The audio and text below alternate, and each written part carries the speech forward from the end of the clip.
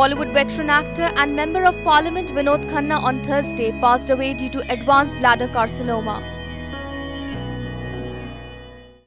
ये दुखद क्षण है हम लोगों के लिए, खासतौर से एक विनोद खन्ना जी जैसा महान एक्टर। उनका एक युग था पूरा, और जब तक वो काम करते रहे तब with all due respect Amitabh Bachchan ji को कड़ी टक्कर देते थे। और अमित जी भी इस बात को मानते हैं कि वो कमाल के एक्टर थे और उतने अच्छे इंसान थे।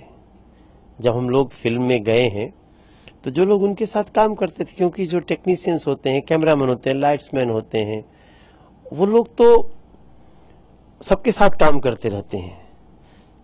तो कभी कभी हम लोगों की कोई बात अच्छी लगती तो लोग कहते थे कि भैया विनोद खन्ना जी ऐसे थे, विनोद खन्ना जी ऐसे थे, ऐसे लोगों को सम्मान देते थे।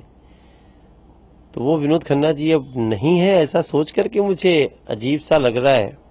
ये बहुत ही दुख की घड़ी है, ना सिर्फ उनके लिए, उनके परिवार वालों के लिए, उनके रिश्तेदारों के लिए, बल्कि मुझे लगता है ना सिर्फ फिल्म जगत से जुड़े हुए बल्कि देश के हर उस व्यक्ति से जुड़े हुए जिन्होंने उनको एक एक्टर के रूप में सराहा, जिन्होंने उनको एक राजनेता के रूप में सराहा। उनकी एक ही जीवन काल में जो विभिन्न उन्होंने भूमिकाएं निभाई और जिस ईमानदारी से उन्होंने उन भूमिकाओं को निभाया। एक ऐसा दौर था जहां वो अपने अभिनेता की उसकी चरम सीमा पर थे। उस वक्त सब छोड़ छाड़ कर अमेरिका चले गए थे, ओशो की शरण में चले गए थे।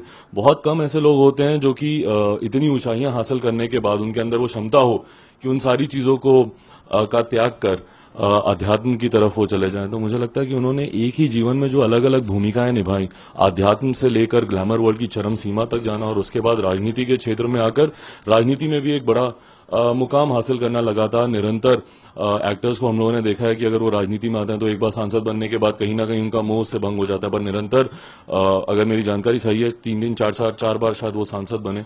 तो ये अपने में दर्शाता है, एक बार राज्य मंत्री भी हो बने तो अपने में दर्शाता है कि जिस भी क्षेत्र में वो गए उसको उतनी ही गंभीरता से उन्होंने लिया।